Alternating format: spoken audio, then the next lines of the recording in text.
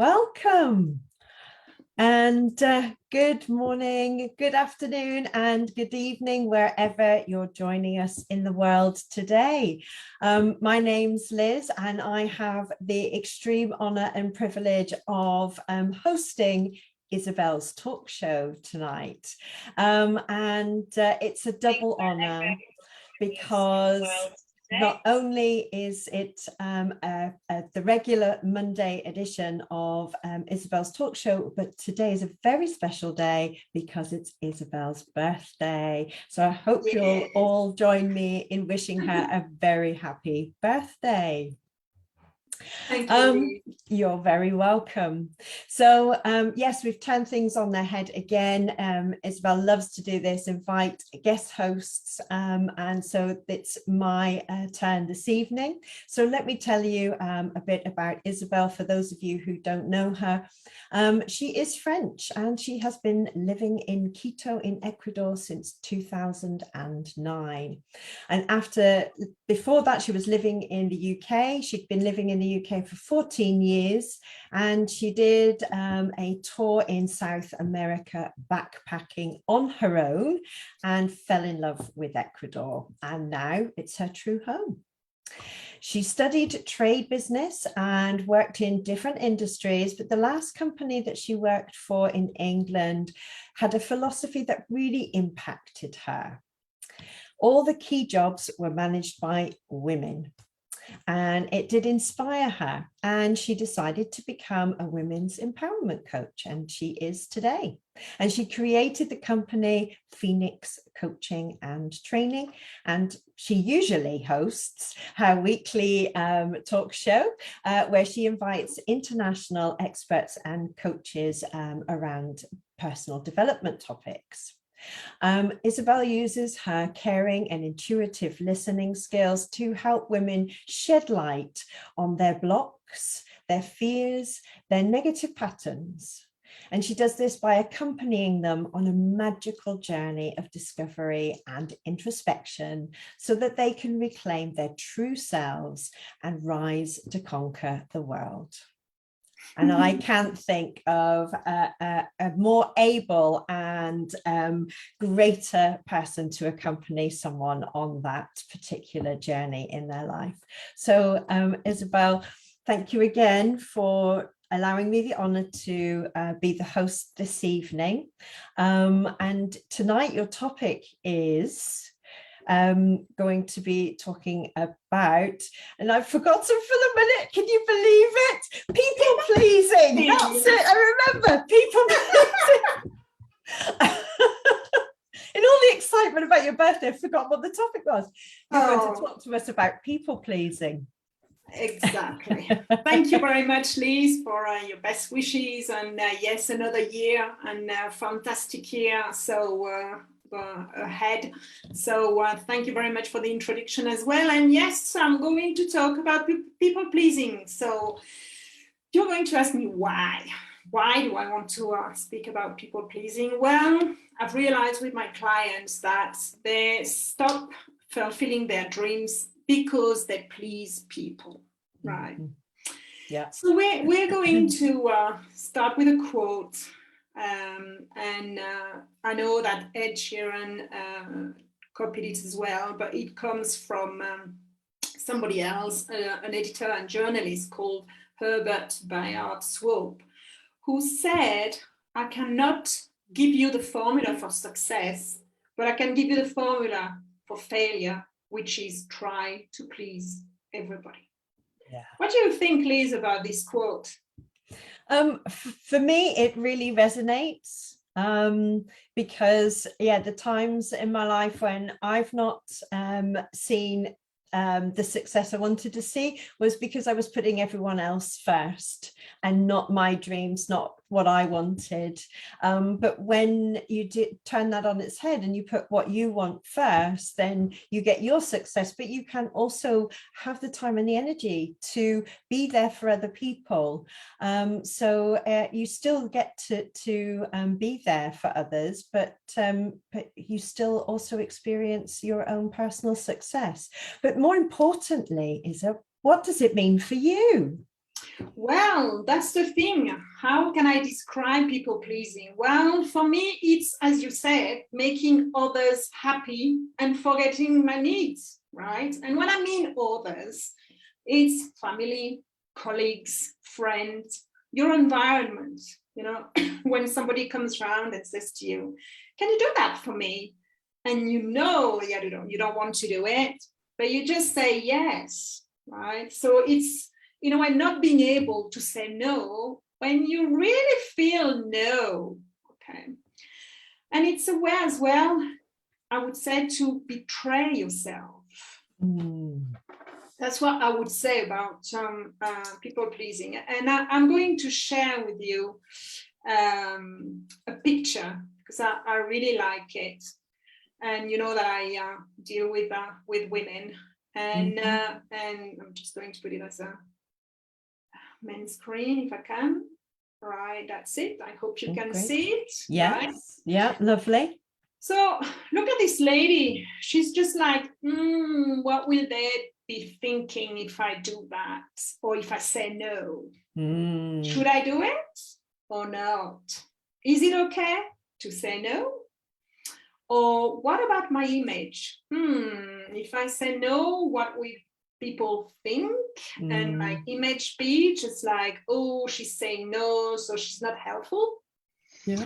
Or are you happy? So are you happy if I do it? And how will it look? Maybe to say, if I said no, what will it look? So and she's really thinking. She's not even listening about herself, right? She's really thinking, okay, well, my image, what will people think? What will it look if I don't do it? So, but what about talking about herself or thinking about herself? Yeah. So this people-pleasing behavior or syndrome, I'm going to use that word. It's in a way in coaching is called passive behavior style. Okay. So that's really when you put people's feeling and needs before your own. Okay, yeah, when you think, well, I've got to do something, but I'll do it later. I will help them. So when you are pushed around as well or taken advantage of, you know, somebody asking you 3 times, can you help me? Can you help me? And can you help me again? And then it's somebody who doesn't really think about your time, about what you want, okay? Yeah. When you say yes all the time, and in fact, as we were saying, you feel like, no, I don't really want to do it, or even your body saying, no. When you apologize all the time, you know, I'm really sorry, right? You feel guilty as well with the people pleasing. Yeah. Sometimes people have a way, and that's something we're going to see, to make you feel guilty. A bit of a blackmail, you know, emotional blackmail, and you feel guilty, and you're just like, no, I can't do that. And especially family members are really good at that. You know, oh, but can you help me? I know you can do it, and I know you're the best person to do it. And suddenly it's just like, yeah, I might be the right person to do it, but I don't feel like doing it. But making me feel guilty about it. And the way as well we please people because we don't want to upset people. As we were saying in the picture, what will my image be? What will they think, right? They will probably think bad of me, really. But that's something we're going to have a look at. Yes, indeed. And the opposite would be to be aggressive behavior style. You put your needs first, you use blackmail, and you sulk. Oh, I've seen that. People sulking because you don't want to do what they want you to do. Or they make threats as well. Well, if you don't do that, I won't do this. They insist and insist and insist until you give up. and you just say, okay, I'll do it. Yeah, that's fine. Yeah, they wear you down. Yeah, or sometimes they get violent. So Mm. because you don't want to do what they want you to do. Yeah. So it is difficult, but the best thing is to be in the middle, not to be in the extreme, right? People pleasing and just like feeling guilty or just like being pushed around, and at the same time not imposing on people your own needs. Yeah. But the thing is, if we are in that situation, I don't know if you agree with me, Liz, but it's because that's a behavior we are showing, which attracts people to impose on us. Yep, yep, indeed. Yep. Often we don't we're not clear about our boundaries, about the things that we will and won't do, but also we're not clear about the things that are important to us personally, our hopes, our dreams, our aspirations. Definitely. But that's another thing as well. We need to take responsibility. Because if we are in that situation, it's because we have created it. Mm-hmm. Okay? We have to take responsibility of our behaviors. Maybe it's unconscious that we don't even realize it. Mm-hmm. Might come as well from the environment. I know that my mom is a people pleaser. Mm-hmm. She even anticipates your needs. Or you're doing something and she can see that you are struggling, or I'm struggling doing something, and she will just go and just do it for me. And I was like, no, I thank you very much. That's really nice, but I want to do it myself, or because that's a way of learning as well. So I was surrounded by people pleaser, and I had to learn as well, because I've been told that I've got a strong no. But sometimes I do fall in the people-pleasing thing, so syndrome.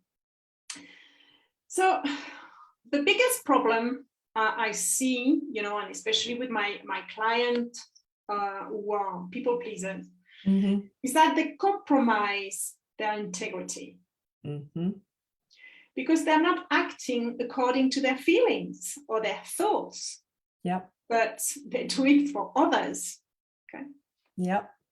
I mean, some people will say but it's just because I'm nice. Yeah, you can be a nice person, but you can say no sometimes if it's not aligned to your feelings, your thoughts, your values as well. If you are being told or asked to do something which is against your values, please say no. That's not me. I'm not going to do it. Yeah. Okay? And in a way, it's nice to do things for others, but without sacrificing your self-respect. Yeah. Because if you don't respect yourself, who will? Very good question. And I've got a question as well for everybody being in that situation. Did this habit of pleasing people help you to get love, acceptance, approval, and respect you desire? That's a really good question, Issa. I remember being told a story one time, which is a good example of people pleasing from someone who, like me, is in an admin, comes from an administration background. So when you're looking after a team of people and their well-being in the office, a common thing in the UK is that we do birthday cards for people. Oh, yes, I remember. Yeah. So it usually falls on one person, and sometimes it is a role that has been delegated to that person, but more often than not, it's that one person who is the people pleaser, and they look after everybody's birthdays, but they do it not because necessarily it's the culture or everyone else is keen to do it. It's just that they want everybody else's birthdays to be special, but they also want in return to be remembered on their birthday But of course, does everybody or anybody remember their birthday? No, no. And it's really sad to see it when it happens. Yes, I'll never forget that example of a particular type of people pleaser, and you know, the motivations for people pleasing and the actual consequences of the people pleasing behavior is not what people are looking for. Definitely. And that's exactly what we're going to talk about now. It's what motivates you to do things for others. Mm-hmm. So Great. I'm asking you, Liz, what is your motivation? Oh, that's a really good question. What is my motivation? Well, I think usually it's because somebody has asked me to do something, and I know that they've asked me because they can't do it, but they know I have the skill to do that particular task. Sometimes they've asked me not to do it for them, but to give them instruction on how to do it, which I prefer to do because that means that they can do it again themselves. Mm-hmm.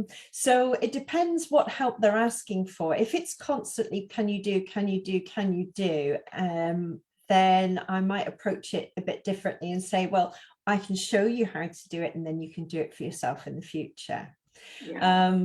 But I wasn't always that way. That's been a lesson that I've learned, because I also was brought up around people pleasers, and I therefore absorbed that behavior, and that was just what I used to do. And I used to have people use the passive behaviors that you described. Oh, you're so good at that, Liz. Oh, please make me a cup of tea. You're the best tea maker in the world, you are. You know, when you're 10 years old, God, that flattery. Of course. That's true. Yeah. So if it's genuine help, and it's something that, as you say, fits with my values, something that I feel drawn to doing because it would please me, rather than please the other person, then I'm very happy to help. But I'm also very happy to say no or offer an alternative, such as the examples I've just given. Mm-hmm. So what motivates you? Well, what motivates me, I always like people to shine, right? So if I can help them, and the same way you do it, like this Japanese saying, I'm going to teach you to fish, but I'm not going to fish for you. Yeah. And that's what motivates me. But I'm a strong no, which means that in a way I like to help people, please people, but in a way that I put boundaries as well. Just I don't want people to abuse, right? And my kindness. So sometimes you have to be tough, but that's the way to protect yourself, and that's what the people pleasers don't do, right? Yeah. And why do they please people? Because they need approval.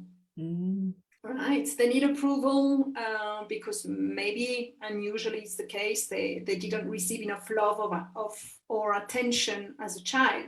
So they are craving for love, craving for approval. Okay. Yeah. Or sometimes they're afraid of being rejected. And so they will stay alone, or they will end up living alone, and they rather sacrifice their self-respect. So they don't stay on their own. And sometimes that's what happens in a relationship, you know, pleasing your partner.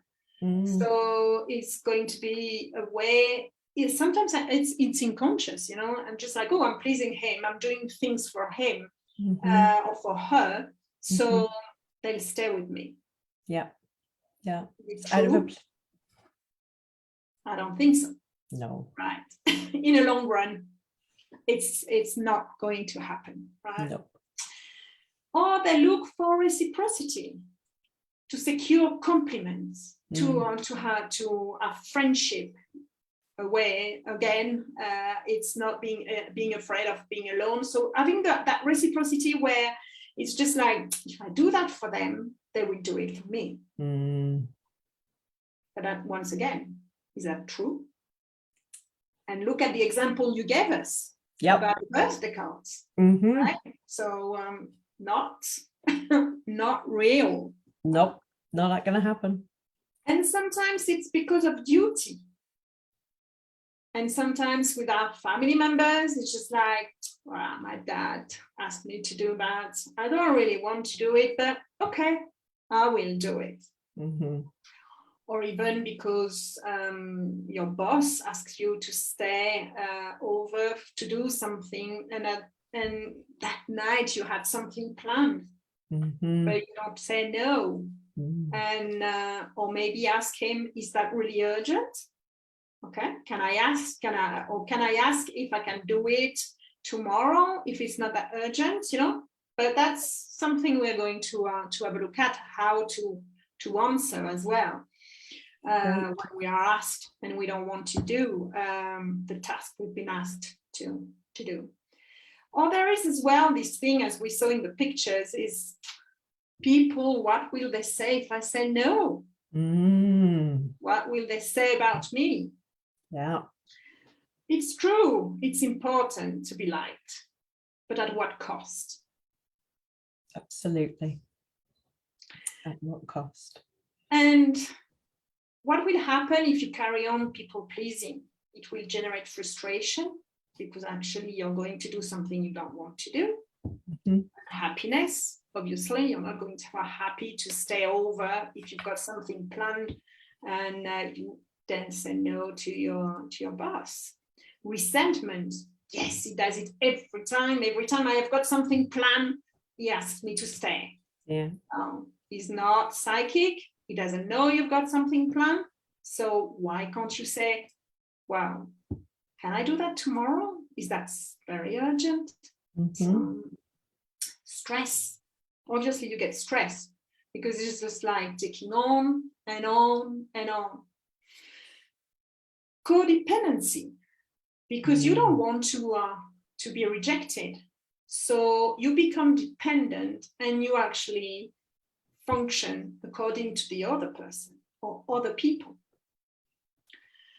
And that might generate as well health problems, with the stress, and then health problem backup, stomach aches,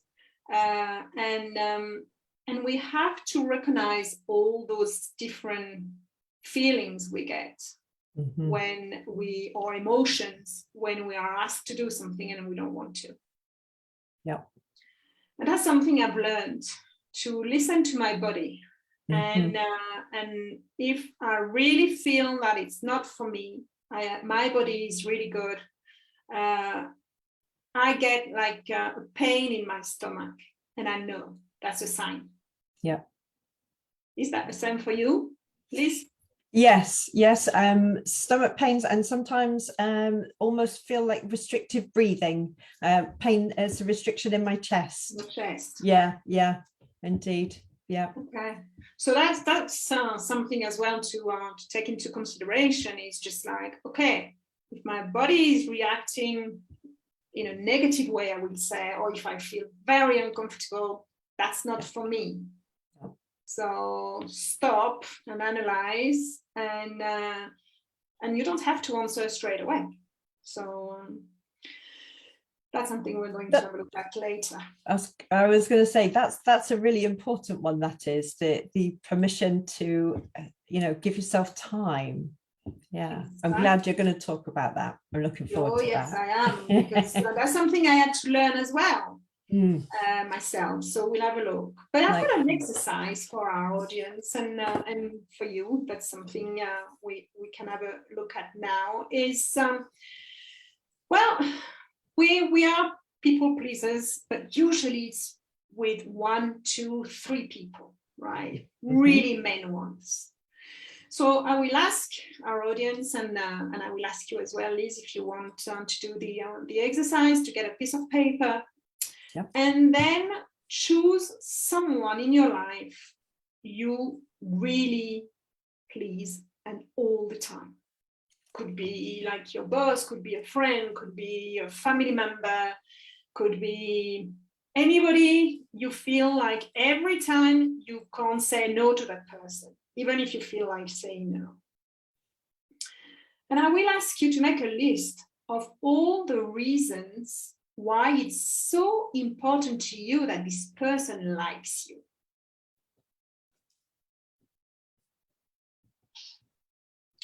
Because sometimes we do things as a people pleaser just because we want to be loved, we want to be liked, we want to belong. We don't want to be isolated. So if there is one person in particular you please on a regular basis, well, I invite you to write that list, make a list of all the reasons why you feel like you have to please them. And then I'm going to ask you to make a list of all the things about this person which in a way makes it so integral in your life. You know, why is it so important for that person to be in your life?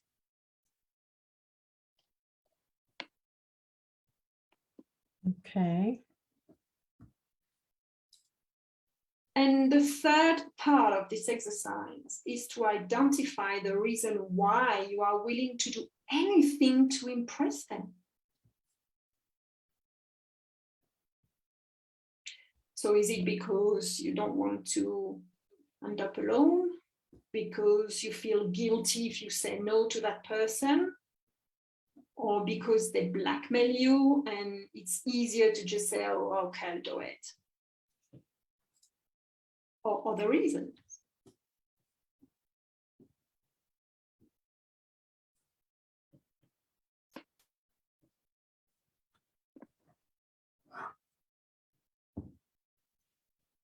Okay. And usually it's fear, right? Different types, right? Fear of being alone, fear of being rejected, right? Mm-hmm. So it's you have to identify what type of fear. But sometimes I'm just like, and that's what I said to my clients as well. What's the worst thing that could happen if you say no? Very good question to ask.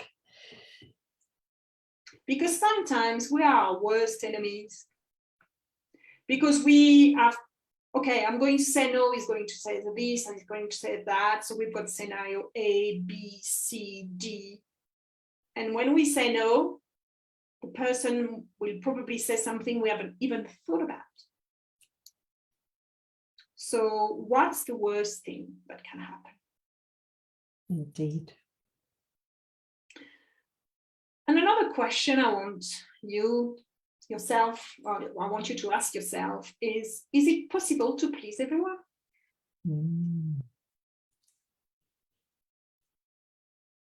I don't think so. We can't please everyone. No. So who should you please first? Yeah. Definitely. I totally agree. Yeah. Yourself. So, yeah, absolutely. One has to please oneself first. But some people say to me, well, yeah, but people are going to say that I'm selfish. Is it really being selfish? Mm-hmm. What do you think? Do you think it's selfish? I don't think so. No, I mean, that might be somebody else's perception because you're not doing what they want you to do for them. So of course, if you're focusing on yourself, to them, that's selfish. But we often liken these situations that if you don't look after yourself, you know, who will look after you? And, you know, even when you travel abroad, if you fly a lot, one thing you'll know is that in an emergency, if the oxygen mask come down, whose mask do you put on first? Your own, because you can't help anyone unless you're looked after yourself. So yeah, it's and it's interesting. Of course, people will have that opinion of that you're selfish. So I'm hoping, Isabelle, that what you might be able to do is, how then do we overcome that fear that someone's going to view us as selfish, and you know, especially if it's a friendship or a relationship that up to this point we have valued? How do we deal with that? Well, the thing is, if they are true friends, they will understand that you need to protect yourself. Because for me, it's not being selfish, it's honoring yourself, honoring your needs, right? And as you were saying, it's self-care. Yeah. And it's true when I was saying the reasons why a lot of people are people pleasers is because they want to belong, and they don't want to end up on their own. So, but if they are really true friends, they will understand. Yes. And that's exactly my next point as well, is like, if you're not yourself, if you're not authentic, you're not going to create authentic friendship. No. Mm-hmm. So that's another thing as well. And giving power to others over your power, it's not going to work in the long run. No. Because people are going to think, okay, she pleases me all the time. Some people will take advantage of it, or some people will just say, she's not authentic. I don't want to spend time with that person. Yeah. So you need to find out what you really want. Mm-hmm. So how to stop people pleasing, really? Well, you were saying at the beginning, put boundaries. Yes. Okay. But I would start with knowing yourself. Work on your self-worth. Self-worth is important. Self-understanding, self-love, self-acceptance. And self-worth is as well, make sure you define the level of importance you place on yourself. Mm-hmm. I always say to my clients, you number one, you number one, you number one, you number two, you number three. Okay, you first all the time. Yeah. Know what you want, because sometimes we don't know what we want. We know what we don't want, but we don't know what we want. So I always advise my clients to split a piece of paper, just put what they don't want and put the opposite on in the other column. That's what John told us as well to do, and it works. So knowing what you want, so you're capable of saying to yourself, well, he wants me to do that, but that's not what I want. So no. We were talking about listening to our body. That's for sure. Listening to our body, how the body reacts when we are asked to do something. If it's just like joy, you know, and you feel like energy, that's fine. Go for it. Let's rock. But if it's like pain in my stomach, or as you were saying, pain in your chest and you can't breathe, or you feel like your chest is really tight. Oh, beep, beep, alert. That's an alert. And you don't have to actually always say no. You can negotiate. Okay? When you say no, you can say it in a nice way. You know what? I don't want to do that today, but hey, what about this? What do you think we could do? Like, find a compromise to please everybody. So in that case, you're putting your needs and the other person needs at the same time. Yeah. And as we were saying earlier as well, buy time. You don't have to answer straight away. You can just say, you know what, let me think about it and I'll get back to you. And please do. And just say, well, thank you very much, but no, or no, because I can't that day, but I can offer you another day if you want to, or well, I can't because I'm too busy. Okay. And even, for example, when you're asked by a colleague, can you do something for me? And you don't have time to do it straight away. You can always say, let me finish what I'm doing. In 30 minutes, I should have finished by then. And I'll be happy to help you afterwards. Yep. So you're not saying no, but you're saying, hey, hang on, I value my time. I value what I've got to do, because people pleasers will do others' work and forget about their own, and will have to stay longer, and then they get frustrated. Yeah. And they might be told off by the boss saying, hey, why haven't you done it? Because I was helping so and so. But what's the priority? Mm-hmm. So, and speak up. Tell what you feel. Mm-hmm. Tell people what you really feel, because you will definitely be surprised, because it's going to be hard. I'm not saying that it's not hard to say no, because it's not easy, but it will become second nature when you feel saying no, when you really, or you want to say no when you really feel that it's no. Yeah. So the first time is going to be hard. The second time is going to be not as hard. And the third time will be just like, hey, people are actually taking me into consideration, or at least my needs. Okay. Yep. By not speaking up, as I was saying to you earlier, is like, you're not authentic. You're not saying what you really mean or what you really feel. Mm-hmm. So it's not, you're not starting a good relationship or with the right foundation. So, Liz, I'm just going to finish this presentation today with another quote. Okay. Yeah. And it's that you are the only person who will spend every minute of every day with you for your entire life. Please stop focusing on pleasing everyone. Please yourself. How lovely. How lovely.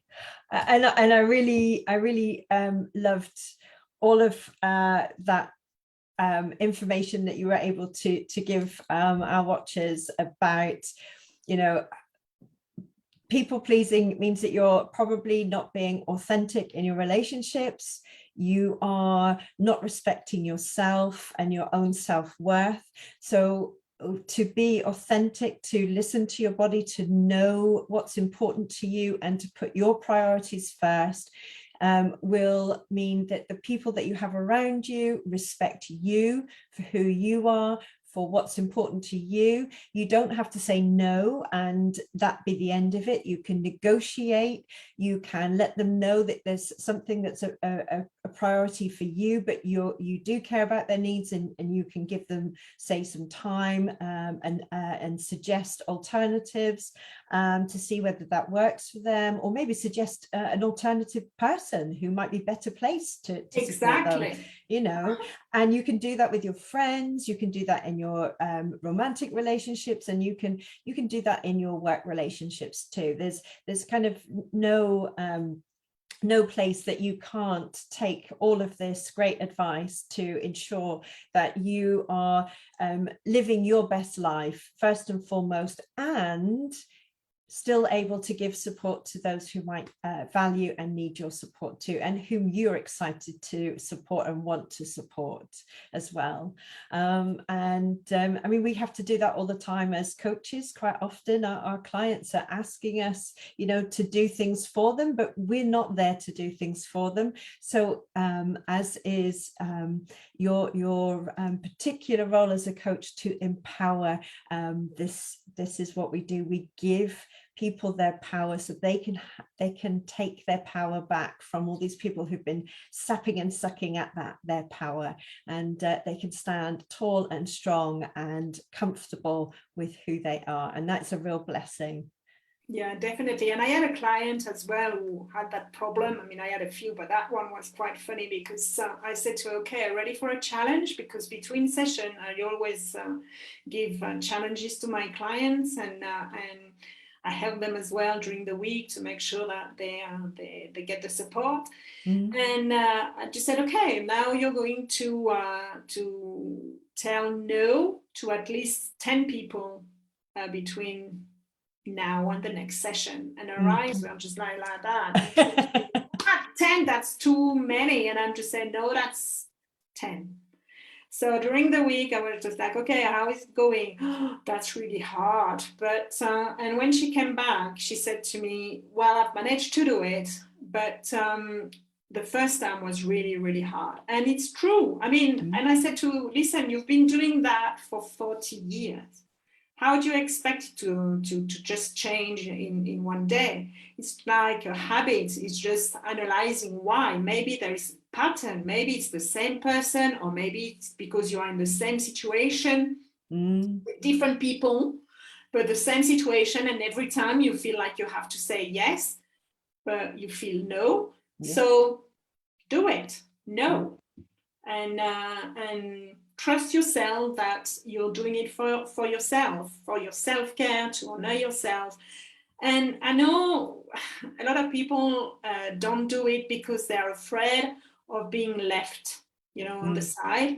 Well, if I don't do it, they're not going to like me anymore. Well, if they don't like you, they're not true friends. Yes. Yeah. That's what I've learned. Indeed. That can be the hardest lesson to learn, though, can't it? And especially if we've come from a background where people have used those more aggressive behaviors when we've said no in the past, and so we've learned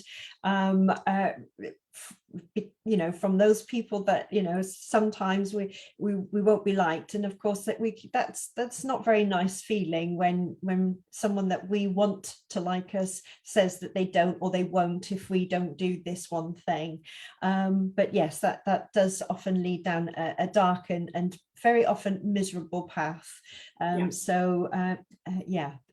Know your own worth, and it always comes back to that, and if someone else appreciates and honors you in the same way that you respect and honor yourself, then that's all good. And if not, probably not worth having in your life. I agree. I totally agree. I would even say that it's a toxic relationship. Yes, a vampire. That's somebody who will not think about you. So why would you give them the time of the day? Absolutely, indeed. Yes, it's a topic which I've been working on with some clients, and it's amazing, the change, and even the people around them, just like treating them differently because they respect themselves. Yeah. Absolutely. So they attract people who will respect them. Yeah, they will, for sure. And sadly, it does seem I recognize this behavior more in women than I do in men, and I'm sure that there are lots of reasons that lots of people can give me for why that is, but the positive thing to take away from this is there is something you can do about it. Yes, it might be tough to start off with, but you can turn things around so that you can put yourself first, and gather around you people who will respect and honor you in the way you deserve to be respected and honored. Definitely, I totally agree. And sometimes I think it comes from different cultures, and as well, the little girl has to help in the house, right? So it becomes like a service. It is, in a way, put into our minds as women from childhood. Yeah. And we have to help. We feel like we need to be recognized for the help we give. And sometimes it has a very, very difficult impact in the long run, especially as an adult.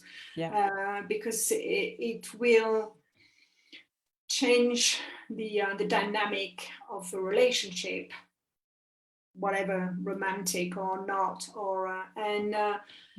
and so many women get lost in their lives because they please others and they forget themselves. Yeah, absolutely. But so now I've given you the tips. So think about yourself, know what you want, say no when you really feel like it, or negotiate, or buy time and just say, well, you know what, I'll think about it and I'll get back to you. And be true to yourself. If you don't want to do it, you've got the reason why not. Your body is telling you, no, listen to your body. And I can tell you that you're going to then create the life you want. Absolutely. Oh, thank you, Isabelle. It was wonderful. And thank you again for inviting me to play you this evening and host this edition of Isabelle's talk show, this special birthday edition of Isabelle's Yes, I talk wanted to show. spend it with you. So thank you very much for accepting my invitation and being the host tonight for you and for us today. And so thank you again, Liz. So Liz is a career coach, and she's fantastic helping you if you want to change careers or if you're a bit stuck in your career. She's here to give you clarity. So don't hesitate to contact her. And next week, my guest will be Wassim Adjiri, and he will talk about how to land your dream job in 3 steps. So that's going to be interesting. And obviously, if you've missed the previous talk shows, don't worry. They are on my YouTube channel, Phoenix Coaching and Training. Just subscribe, click on that little bell so you won't miss any. And I'll see you next week. So watch out for the flyer, the time, and I will be with Wassim. Thank you again, Liz. That was fantastic. And come back anytime as a host or a guest. I will. And have a nice evening, have a nice afternoon or nice morning, everybody. And see you next week. Bye-bye.